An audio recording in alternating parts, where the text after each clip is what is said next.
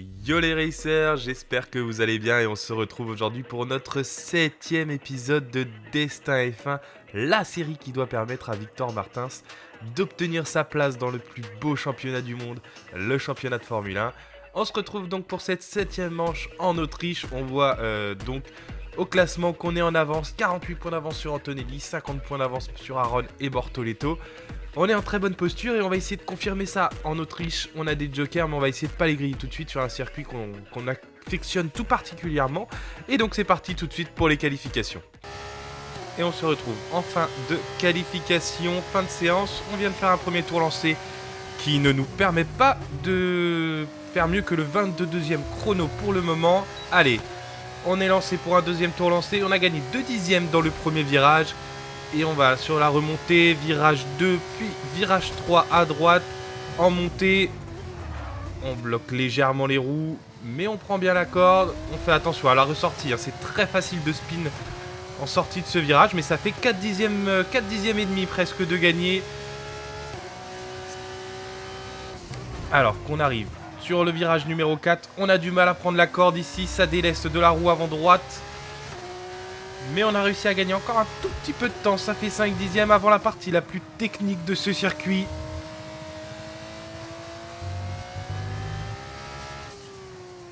En tout cas, on allume le deuxième secteur en vert quand même. Et il faut aller trouver encore un petit peu de temps, je pense, pour rentrer dans le top 10. On sait, c'est l'objectif tous les week-ends. Pour être au moins en bonne position sur la course sprint.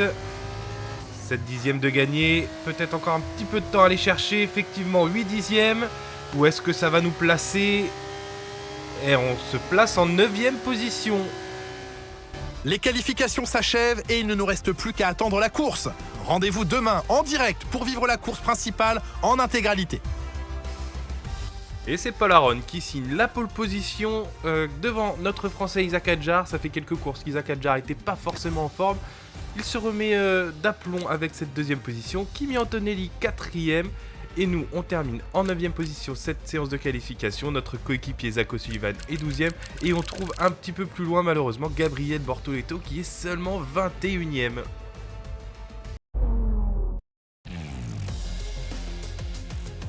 Aujourd'hui, c'est la course sprint. Pas d'arrêt au stand, tout à fond. Ce qui prime ici, c'est la vitesse, l'audace et le pilotage pur. Je me demande bien ce que nous réserve cette course. Spielberg est un circuit très court, l'un des plus courts de ce championnat de F2. 7 à droite et 3 à gauche pour un total de 10 virages. La bosse à gauche du virage 2 menant au freinage en montée du virage 3 est également un point de dépassement idéal. Vous regardez la Formule 2 et plus précisément la course sprint. Je suis Julien Febvreau en compagnie d'Alex. Alex, les arrêts au stand ne sont pas obligatoires, mais on est en Formule 2, tout peut arriver. Déjà, avec l'inversion de la grille, des pilotes qui n'ont pas vocation à jouer les premiers rôles ont l'opportunité de repartir avec une victoire ou un podium. C'est une occasion en or à saisir. Bon, c'est parti. Je sais ce que t'as dans le ventre. Ne me déçois pas. On se retrouve donc pour cette course sprint ici en Autriche sur le circuit de Spielberg. Circuit très rapide, au 10 virages, 10 tours au programme, on est en super soft. On part en 2ème position derrière Roman Stanek après notre 9ème place en qualification. Et c'est parti, extinction des feux et on voit encore une nouvelle fois qu'on prend un superbe envol. On a du grip, de la traction et ça part devant Roman Stanek dès le premier virage. Est-ce que le pilote Trident va pouvoir tout de suite nous réattaquer dans cette longue remontée vers le virage numéro 3? Et oui, il est bien placé. On protège l'intérieur. On freine un petit peu plus tard, mais on a un petit peu de mal à ressortir de ce virage. Et il décroise Roman Stanek, il est passé. Et on repère la première place. On va certainement pouvoir réattaquer par l'extérieur. Ici, au virage numéro 4, on peut enrouler. Eh non, ça ne passe pas. Roman Stanek garde la première place. Oui, parce qu'après, ça va être très compliqué, hein, surtout qu'il protège bien l'intérieur. Et attention à Fittipaldi qui peut peut-être nous attaquer. Et on voit derrière que ça a un petit peu bougé, hein. Isaac Hadjar qui est passé en 7ème position. Il a gagné 2 positions, je crois, le pilote français, effectivement, qui était parti 9ème. Alors qu'on arrive déjà sur ce circuit, sur ce tracé ultra rapide à la fin du premier tour. Et c'est Roman Stanek qui boucle donc ce tour en tête, mais on est très très proche de 10e. Est-ce qu'on va pouvoir attaquer au virage numéro 1? On sait que c'est souvent plus intelligent d'attendre cette deuxième grande ligne droite et profiter du DRS que n'a pas le pilote Trident. Et normalement ça devrait passer sans souci, même si on sait qu'on a eu un petit peu de mal sur ce virage par rapport aux autres concurrents tout le long du week-end. Sur ce virage numéro 3, vous voyez, la ressortie n'est pas facile. Mais on a toujours le DRS. 2 zones de DRS d'affilée, ça va faire la différence. Et on va passer avant même le freinage de ce virage numéro 4. On allume légèrement les gommes. Mais ça passe, on reprend la première position dans ce deuxième tour de course. Et on veut la victoire, on veut vraiment la victoire, marquer le plus de points possible sur cette course sprint, aller chercher les 10 points de la victoire. Et on voit qu'il n'y a pas beaucoup d'écart pour l'instant, on a un train DRS, tous les pilotes se suivent à moins d'une seconde. Assez typique finalement des courses de Formule 2, surtout sur ces circuits avec les 3 zones de DRS, c'est très compliqué de faire des écarts. Même si on fait 4-5 dixièmes d'avance, on est tout de suite repris dans la ligne droite suivante alors qu'on revit en on-board ce départ avec Victor. Et on voit tout de suite, comme lors de toutes les courses quasiment, on prend un meilleur départ que l'IA. On arrive vraiment à avoir beaucoup de grip. Pourtant on a augmenté un tout petit peu le niveau de l'IA avec nos performances récentes. On s'est dit qu'on progressait peut-être alors que c'était... on était à 95, on est passé à 98, alors qu'on voit ici, on a freiné vraiment un petit peu tard. On a relâché légèrement les freins et on a eu du mal à prendre la corde et ça a profité à Roman Stanek qui nous a refait l'intérieur. Et comme on n'avait pas le DRS pour contre-attaquer, on a pu se porter à hauteur, mais voilà, on n'a pas réussi à emmener assez de vitesse. Et Roman Stanek nous a bien fermé la porte. Une belle bagarre durant ce premier tour, très propre. Pas de coup d'aileron, pas de coup de roue. Et on se retrouve tour numéro 6. On est toujours en tête, le classement n'a pas beaucoup évolué, même si là on voit que c'est Denis Auger qui fait l'extérieur au virage numéro 1. Assez étonnant sur Franco Colapinto. Le pilote MP Motorsport qui va peut-être même être attaqué par Isaac Adjar. Est-ce que le Français peut passer en 6ème position? Il est à l'intérieur, il freine un petit peu plus tard. Il est mieux positionné, même si Colapinto peut emmener un petit peu plus de vitesse par l'extérieur. Mais il sera mieux placé au prochain virage, au numéro 4. Le pilote français de chez Campos et qui passe même avant la zone de freinage. 6ème place pour Isaac Adjar, tour numéro 6. Pour le pilote, qui sera peut-être un pilote au numéro 6 en Formule 1. Allez, Antonelli qui peut attaquer lui aussi. Colapinto, c'est la dégringolade pour le pilote MP Motorsport, l'Argentin. Ça fait 3 places de perdu en un tour seulement. Passer de la 5ème à la 8ème place, c'est des points de perdu.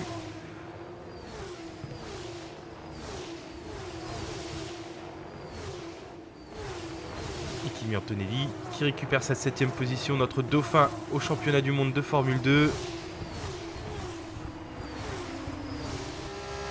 Et on se retrouve 10ème tour de course. Ça n'a toujours pas évolué. Oula, on n'arrive pas à prendre de point de corde ici. Attention, Roman Stanek n'est pas très loin. Et il est juste derrière nous. On a fait le meilleur tour en course. On a gardé la tête tout le long de cette course sprint depuis le tour numéro 2. Et on n'a jamais réussi à creuser un écart important par rapport à Roman Stanek, qu'on a toujours eu derrière nous.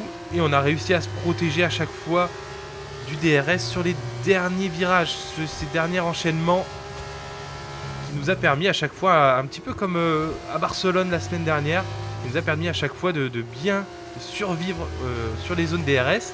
Et en tout cas, on l'a voulu et on la gagne, cette course sprint. C'est génial! Nous allons être sur le podium. Belle prestation ce week-end, tu as assuré.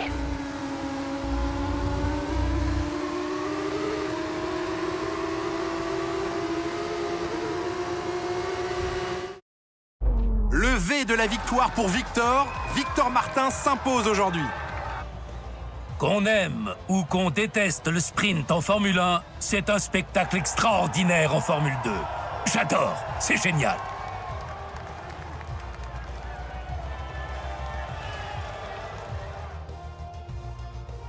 Art Grand Prix, l'écurie française présente dans plusieurs disciplines du sport automobile depuis les années 90, monte une fois encore sur la plus haute marche du podium après une belle démonstration de pilotage. Et nous voici donc de retour sur la plus haute marche du podium. Finalement, après un week-end parfait, je ne sais pas si vous vous en souvenez, à Melbourne, on n'avait plus gagné depuis et ça fait du bien de retrouver le goût de la victoire et cette plus haute marche du podium. C'est notre deuxième victoire pour ce sprint cette saison, donc après Melbourne. On va essayer, pourquoi pas demain, de réitérer cette victoire. Après tous ces rebondissements aujourd'hui, il serait vraiment dommage de rater la prochaine course. Alors à bientôt, j'espère. A bientôt, ce sera déjà dès demain pour la course principale. On va marquer donc 11 points aujourd'hui, les 10 points de la victoire, le meilleur tour en course. C'est une très belle opportunité d'aller chercher des points demain pour nous.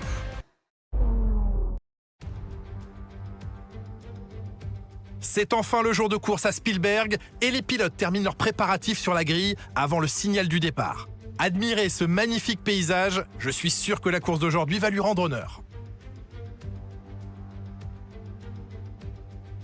Le circuit de Spielberg ne propose que 10 virages, 7 à droite et 3 à gauche pour une distance totale de 4 km 2. De nombreuses excursions hors piste sont à prévoir, surtout dans le dernier virage, où les pilotes bondissent sur le vibreur intérieur afin de conserver un maximum de vitesse. Découvrons la position des pilotes au départ de la course.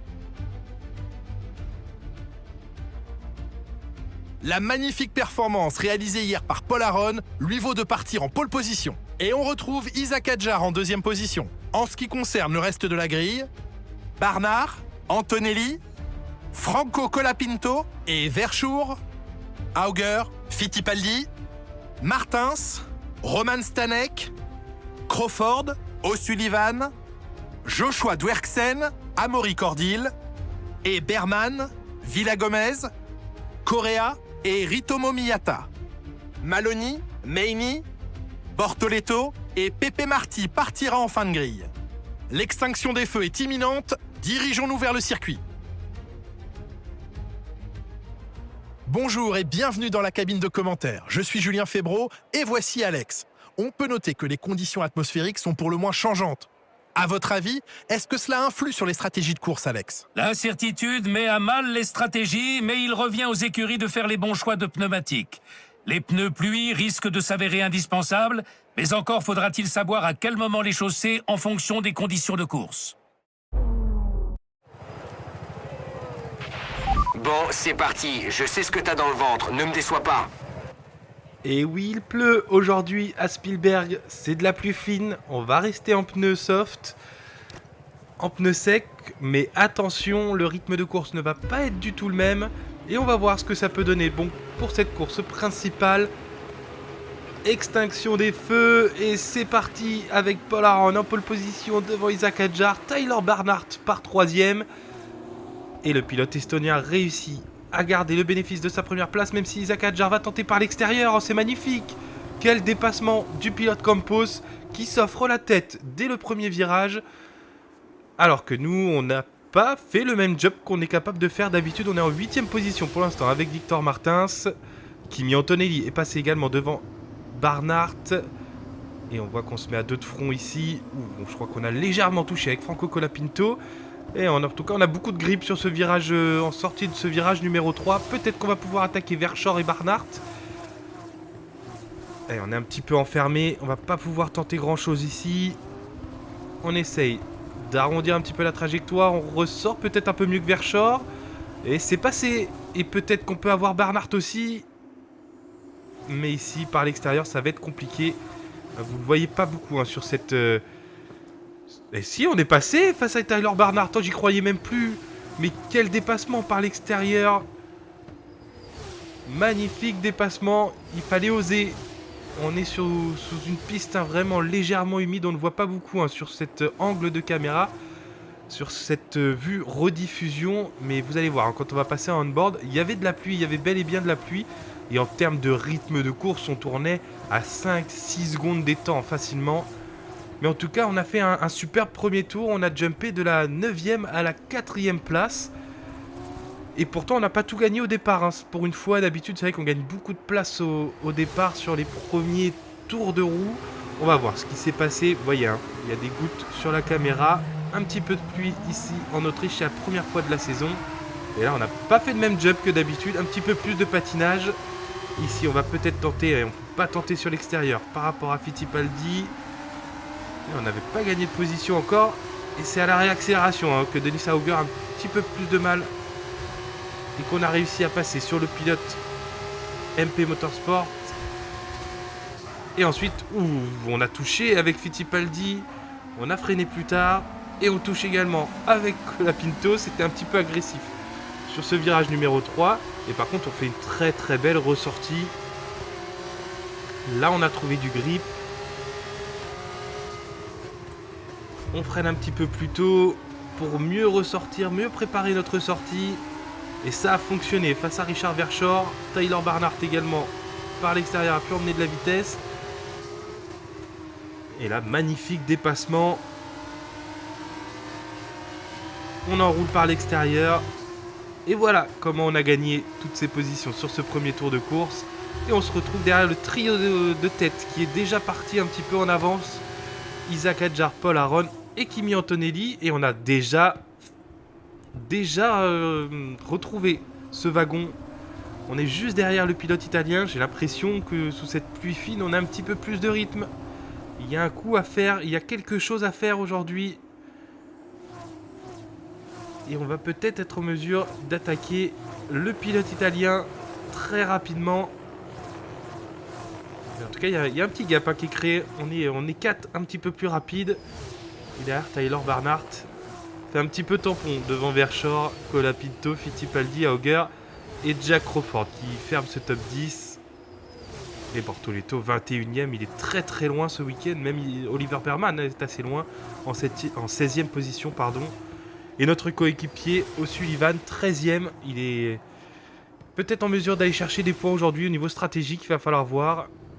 Alors qu'on se retrouve tour numéro 4, on n'a toujours pas réussi à dépasser pour l'instant Antonelli. Et on est vraiment très proche cette fois à la ressortie du virage numéro 3 et on a énormément de grip. On passe Antonelli et on va passer également Paul Aron. Ah, ils ont eu du mal à s'extirper de ce virage numéro 3 et on en a profité, ça fait 2 places de gagné pour Victor. Et nous voici donc en deuxième position. Est-ce qu'on va pouvoir réitérer un week-end parfait comme on avait fait à Melbourne? En tout cas, on a vraiment un gros rythme pour le moment. Et on arrive. Fin du tour numéro 4. En deuxième place, à 5/10 d'Isaac Hadjar.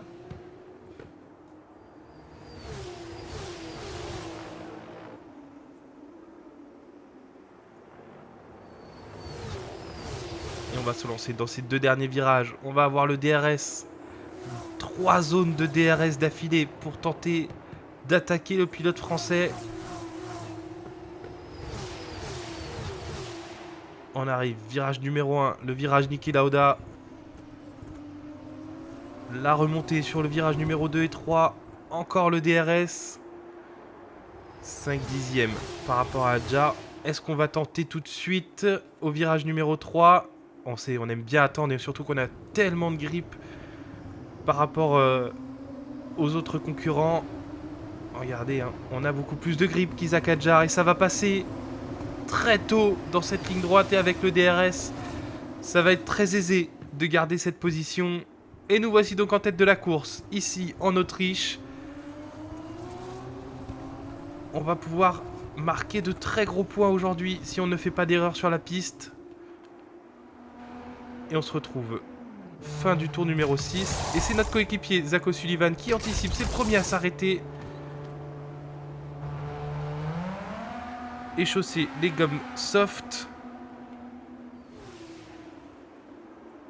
Alors que nous, on a réussi à créer un écart. Hein. C'est Aron qui est deuxième parce que Hadjar s'est arrêté. On a 2 secondes et demie sur Paul Aron. Et on s'arrête au tour numéro 7. Isaac Hadjar s'est arrêté un tour avant. On va voir où on va ressortir par rapport au pilote français. On se rappelle qu'à Bahreïn, il nous avait fait le coup. Il était ressorti devant nous après les stands en anticipant, en nous faisant le fameux undercut. Bel arrêt en tout cas chez ART. On n'est pas gêné alors que Paul Aron derrière est un petit peu gêné. Et Paul Aron a même été dépassé par Antonelli dans les stands. Et on va chercher Isaac Hadjar. Il est dans la ligne droite de départ arrivé. Où est-ce qu'il va le ressortir? Le pilote français, on va ressortir devant, je crois. Et oui, on ressort devant Isaac Hadjar. Et il ressort même derrière Antonelli et Paul Aron. Ah, c'est pas une très bonne opération pour le pilote français. Il n'a pas réussi à faire l'undercut. Et nous, on a pris quasiment 5 secondes d'avance. Alors qu'Isaac Hadjar, avec les pneus chauds, va tenter de passer devant Paul Aron. Il va être mieux placé au virage numéro 4. Et ça passe pour le jeune français. Alors qu'on voit un petit peu plus loin dans le classement qu'on a notre coéquipier Zach O'Sullivan qui est 8ème, très proche de Fittipaldi. Il passe d'ailleurs sur Fittipaldi. On va voir ce que ça donne. Ah, c'est une belle opération de la part de O'Sullivan. Et alors que Oliverman est englué dans un week-end très compliqué, c'est peut-être le moment pour ART de faire l'écart en tête du championnat du monde constructeur. Mais stratégiquement, O'Sullivan a réussi, lui, en s'arrêtant 2 tours plus tôt, à faire l'undercut. Est-ce qu'il va pouvoir attaquer Tyler Barnhart? Tyler Barnhart qui est parti 3ème, qui est en 6ème position pour le moment. Rythme de course assez difficile pour le Britannique. Est-ce qu'il va pouvoir attaquer au virage numéro 1? Zach O'Sullivan, il est à l'intérieur, il est bien positionné. Et ça passe, non. Tyler Barnhart a gardé plus de vitesse sur l'extérieur. Mais avec le DRS, ça devrait le faire pour notre coéquipier. Et oui, ça passe pour Zach O'Sullivan. Alors que Fittipaldi se met à hauteur également de Tyler Barnhart. Il en profite, le pilote brésilien. Mais très bonne défense de Tyler Barnhart sur l'extérieur de ce virage numéro 3. Et une grosse bataille dans ce milieu de peloton. Parce que Denis Auger a lui aussi essayé d'en profiter sur Fittipaldi. Mais en tout cas, c'est une très belle opération pour Zach O'Sullivan, qui se retrouve donc en 6ème position de cette course sur le Red Bull Ring, cette course autrichienne. Alors que devant, au niveau des écarts, on a 6 secondes d'avance sur Andrea Kimi Antonelli. On est seul au monde en termes de rythme. Et on se retrouve donc pour ce dernier tour de course. On approche du dernier secteur. Et on va aller le faire, notre week-end parfait, quasi parfait. On n'a pas eu la pole position. Mais on a été chercher la victoire en course sprint. Et on va aller chercher la victoire en course principale. Très très bon week-end. Et on va terminer devant notre principal rival, Kimi Antonelli, qui va aller chercher la 2ème position. Et on va signer notre 4ème victoire de la saison, 2 en course sprint, et notre 2ème en course principale, ici à Spielberg. Tu as travaillé dur pour obtenir cette victoire, félicitations.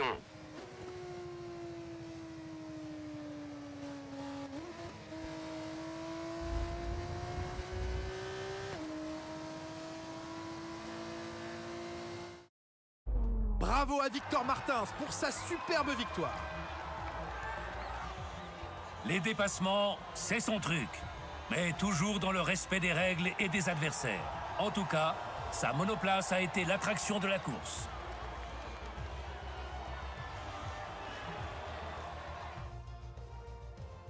Une course incroyable aujourd'hui et une victoire bien méritée. L'écurie a travaillé très dur pour obtenir le réglage idéal de sa F2. Et les résultats parlent d'eux-mêmes, c'est Art Grand Prix qui l'emporte aujourd'hui. 2 courses, 2 victoires ici en Autriche. C'est un week-end quasiment parfait. On continue de se rapprocher du titre. Un super podium avec que des contenders annoncés en tout cas en début de saison. Victor Martins, leader du championnat du monde, devant son dauphin Kimi Antonini sur la 2e place ce week-end. Et Isaac Hadjar, le 3e homme.